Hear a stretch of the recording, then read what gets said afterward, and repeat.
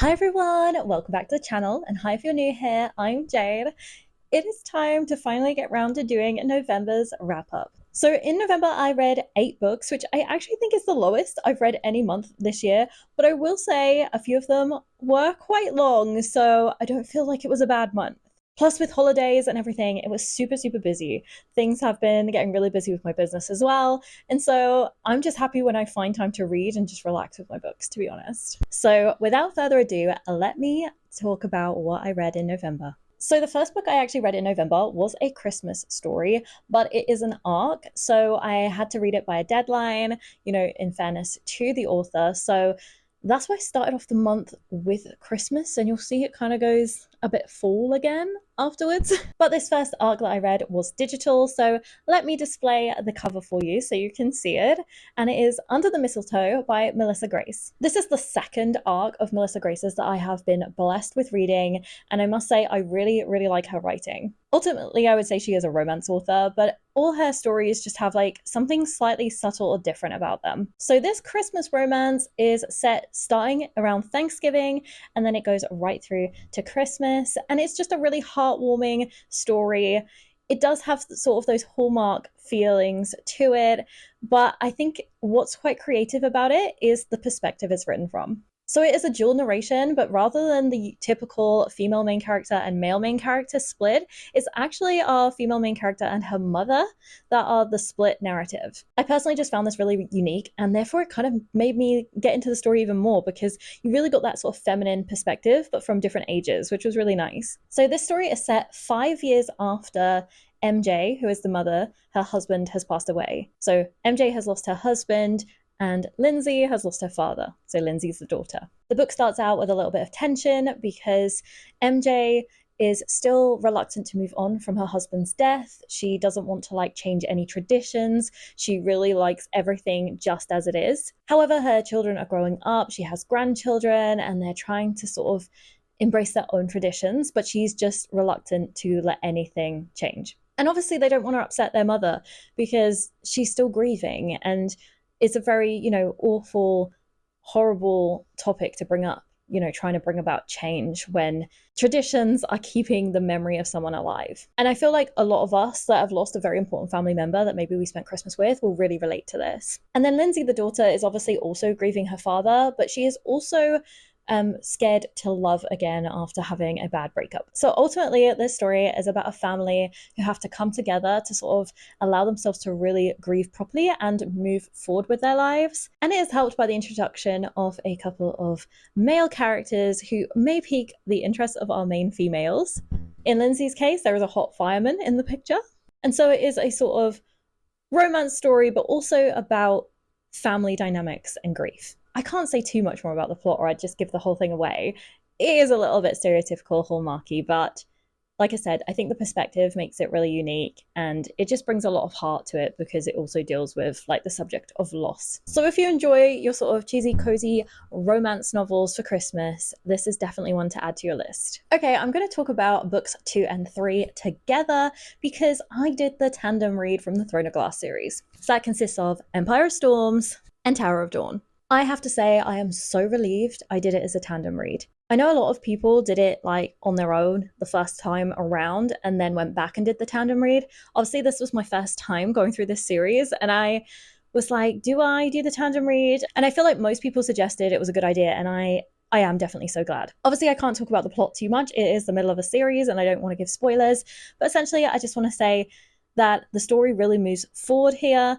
And in Empire of Storms, which would have come first, the story is so gripping. It follows more our main character, and it really has a lot of action, a lot of drama, and I think it's just written really well. In all honesty, Tower of Dawn feels a little bit more like a side story. It follows the same timeline as Empire of Storms, which is why it works amazingly as a tandem read. But because it follows more our side characters, I do feel like if I read this as a standalone, I might find it a little bit slow and boring in places, to be honest. But together, there are certain parts of the plot that just really work well because they kind of relate to each other, because it is following the same timeline, following different characters. So yeah, that's all I can really say because I don't want to give much of the story away. But ultimately, I would rate Empire of Storms 5 stars because it was so good. Tower of Dawn, I'm going to give a 4 star rating to. Honestly, if I read it alone, maybe it would be even lower. I'm not sure. But because I was reading it together, it's really hard to separate them. But I could tell that it was definitely like the slower book of the two. So I'm just going to give it a nice 4 star rating, which is obviously still really good, but to show it's nowhere near as good as Empire of Storms. So book 4 was Weyward by Emilia Hart. This was one of my in-person book club's picks for the month, and I can honestly say I loved it. If you watched my last month's wrap-up, I spoke about a book called The Lost Apothecary, and I also spoke about a book called Magic Lessons, and honestly, this is just like the two mashed together like perfectly. I love both of those books too, so it makes sense that I also love this one. I guess I would call this historical fiction with magical realism. And in this book, we have split narration and also different timelines. And essentially, it follows different generations of the Weyward family. I feel like the way this was written was super clever because following 3 completely different generations, including having the modern timeline, was really clever just to see how the families link together, how sort of history almost repeats itself even if the times have changed. And essentially all of the women here have issues with men. All the generations have had trouble with men, and they've all been saved by magic. Magic is like their crutch and their savior, which is really cool. So obviously they have a magical lineage, which is where the sort of fiction fantasy aspect comes in. But I would definitely call it magical realism and historical fiction in general, even though we have the modern timeline. But yeah, the way it's written is just great. It's really absorbing. And I can't say too much about the story because of how it interlinks. I feel like I would give away a lot of the plot. But if you enjoy books, if you've read The Lost Apothecary, if you've read Magic Lessons that I talked about last time, I think you'll really, really love this book. Like, honestly, it had me absorbed straight away. And this one for me had quite full vibes. So that's what I mean. I kind of started with the Christmas and then moved back into fall. Okay, so the 5th book I read was another that I read on my Kindle, so I will insert a picture of the cover. And that is Fall I Want by Lyra Parish, which was for my other in-person book club. As you can tell by the rating, I wasn't a huge fan of this book, and I will go on to explain why. So essentially, this book is a dual perspective of Zane and Autumn. Autumn works in a coffee store. Zane comes in there after sort of coming to her town for the season. He makes a coffee order, she makes it, and then he tells her that it's awful, even though she knows she's really good at making coffee. It's a very cheesy, sort of hallmarky moment, but he clearly chooses to insult her. We don't really know why he has such resistance against Autumn, but obviously that becomes revealed later. But essentially, it turns out they were sort of destined for each other, and they get into a relationship very, very quickly. So it's not your typical, like, slow hallmark romance where they spend ages trying to fall in love and like encountering each other. It actually happens very, very quickly within the story. And then the end of the book is just sort of navigating scenarios. I can't say too much more. I would give the whole thing away. And that is kind of where I have my issue with the book. The plot was cute. I expected a slightly spicy hallmark feel vibe book, and I was all there for it. But then I felt like the plot ended and the book carried on, and it was honestly filled with very repetitive, like, love proclamations and sex scenes that were honestly quite vanilla in my opinion and repetitive. And therefore I would just felt like the end of the book was just a filler and like nothing more happened. And therefore I just found myself getting like pretty bored by the second half. I kind of liked how they were sort of destined for each other, even though this isn't a fantasy, this is a romance, but I kind of liked that it had that element. But because then the plot didn't really continue, for me, it just lost my interest. And honestly, we were talking about it actually in my book club, and most of them liked it a lot more than me, I will say. But one person commented on how pretentious it was written, and I must say, like, once she quoted some parts of it, I started to really notice that too. So I think if I read it back, I'd be even more judgmental now, I'm not gonna lie. So the characters at times do come across a little bit pretentious, but there were some really sweet moments. Actually, towards the end, there are some letters that get inserted into the book, and I thought that was a really cute addition, and I actually really liked that element. But for me, I've given it 2.5 because I wasn't like super bored completely, but I just feel like it really lacked plot, and I feel like there are a lot better books that I could have picked. However, like I said, a lot of my book club preferred it to me, so give it a go if you think it sounds like your kind of thing, because maybe it just wasn't for me, this book. I kind of wanted a bit more in the fall vibes. There was like bits of it, but I feel like because it was called Fall I Want, I expected a bit more. So my 6th read of the month was me finally picking up a V.E. Schwab novel. So my TBR jar was what led me to pick this, and it is A Darker Shade of Magic. It is the start of a series, so I do have more to continue with, but as it's the first one, I feel like I can talk about it. So this book is essentially a fantasy, and we follow Kel, who is an Antari, and an Antari is kind of like a person with magic who can travel between worlds. So this universe is kind of created into different worlds, and they sort of run parallel to each other, and therefore there are different Londons. So they're called like White London, Red London, etc. So the Antari are super rare.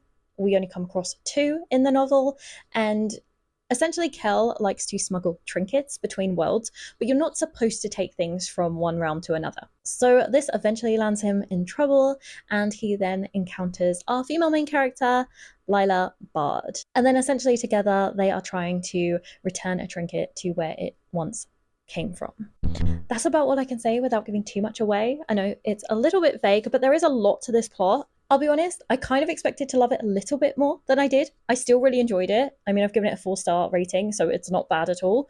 I honestly kind of thought I might find this a 5-star rating, but for me, the beginning was just a little bit slow. It was a lot of world building, but I do think it was needed, and the way this book ended had me hooked. So really, I've only lowered the rating because of how long it took me to get into the book, but once I was into it, I was really into it, and I have to say, I'm super excited to getting around to reading book 2. Then the 7th book I picked up was another fantasy, and it is The Serpent and the Wings of Night by Carissa Broadbent. So this is book 1 of the Nightborn duet, but then there are other books within the Crowns of Nyaxia realm. This was chosen by a prompt from my TBR jar last month, and I've got to say I was a little bit dubious starting this one. I'd heard some very mixed things, and honestly some YouTubers that I follow really didn't seem to like this one very much, and I generally have very similar opinions to them, so I tried to go super open-minded. And if you can't tell by my rating, I actually really enjoyed this one. The only reason I didn't give it a full 5-star rating is because, if I'm honest, I did see all the plot twists coming, but it didn't detract too much from my overall enjoyment. Like, I honestly was really into this. Like, I didn't want to put it down kind of book. This was picked as enemies to lovers, I think, under my TBR, and it is a sort of enemies to lovers romantasy. So this book follows a girl called Aurea. She has been raised by a vampire king, but she is human. And then she essentially takes part in these sort of vampire games. They kind of remind me of the trials in Powerless. They have that kind of vibe to them. So there's different tasks with like gaps in between, and you know, anything's fair game in there. You can kill each other, whatever. There's different things for different games that come up, but essentially it's all these like different trials, and they will eventually crown a winner. Obviously Aurea is at a bit of a disadvantage being human, but her vampire king father wants her to enter it because essentially whoever wins gets one wish granted by the goddess. So Aurea's wish is to become a vampire. However, while taking part in this tournament, she meets Rain, who is kind of from a different, like an enemy vampire clan. They kind of form a little bit of an alliance, and a lot of things in there seem to rely on her trust in him, like her survival seems to rely on her trust in him. However, maybe there's more to him than meets the eye. That's as much as I can say, but honestly, this is kind of like Twilight meets Hunger Games. It's a very easy read, but it's just super absorbing, and yeah, if you want like a nice, easy romantic read to just sort of break up your reading, I think this is great. I wouldn't quite call it a palate cleanser. There are definitely some very dark moments and things in this book, but I don't know. I just really got absorbed into the story very, very quickly. Maybe because it did remind me of a lot of my sort of favorite past books, especially from my teenage years. I didn't find it so similar to other things that I found it like a copycat or anything like that. I think it had a lot of its own elements, and I'm really looking forward to reading the second part of this duology. And then the final book I read was The End by Adam Cosco. It is another one I read on my Kindle, so that's why I have displayed the cover, and it is another ARC I received, but by the time you watch this, it would have been released. This is kind of my different one for the month. It's kind of like a psychological thriller with a bit of sci-fi mixed in, and I really liked it because I found it super unique. So in the story, we follow the character of Eli, and he has gone to this like cabin with his girlfriend Celine, and then she goes missing, and he eventually finds her dead. He's quite suspicious of how this all came about. They're deeming it an accident, but he's just not so sure. And just like you do in grief, you start questioning everything. He tries to work out what happened, and at the same time, questioning himself, like, could he have done anything differently that would have changed the outcome and that Celine would still be alive? It is written in quite a trippy way. It goes between different timelines, but I think the way it's written is really clever because it is like being inside the mind of someone with grief. It kind of jumps around and it has these very, very dramatic thoughts, I guess you would say. And I think it really does sort of encompass that. So it's very weird and different, but in a good way. I think if you've lost anyone close to you and you've ever had these kind of thoughts, you will really connect to some of the things in this novel. And for those of you that have always watched my TBR videos, you might notice that the book thief is missing because I ran out of time. So I failed on my TBR jar choices this month. That was picked for the most reviewed book on Goodreads. However, I have now added it to December's TBR, and I am really going to try hard to read it this month, as well as all my other choices, book clubs, and everything else that I need to read. I do have quite a lot to read in the month of December, I'm not going to lie, but I have a little bit more time than I did in November. November was a very hectic month for me, so I feel like I should be able to get a few more read. So I'm going to try my hardest to add it in to December's TBR because it is a book that I've wanted to read for a very long time. As well as obviously some Christmas novels and, as I said, my book clubs and everything that was picked on my last TBR. So yeah, quite a lot, but please do come back and watch December's wrap up to see if I managed to read The Book Thief or not. And please let me know if you have any Christmas recommendations for December. I probably already have too many, but I like to keep a list and then I might find some more for next year. So yes, please let me know and I will see you again real soon. Bye!